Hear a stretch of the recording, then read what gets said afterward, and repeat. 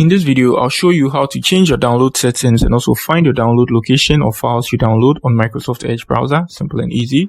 So to do that, tap on the three bars here, top right corner of your screen, and you can see downloads. Just tap on that. To open that, just tap on these three doors here for more options, and then we tap on download settings. If you want to clear your download history too, you can do that. Now let's move to the settings to change some settings. So now let's change the location of where our files downloaded on here should be saved to. So you tap on change here, select your folder. So let's say school, I want it to be saved in the school folder. Good, and it has been changed. You can see the parameter here, which is school folder, and then ask when you're trying to download every file, you can check and uncheck that, and you can open files, that's office files, from this browser. If you want that too, you can do that same way. You can open PDF and the rest on here, and show your downloads.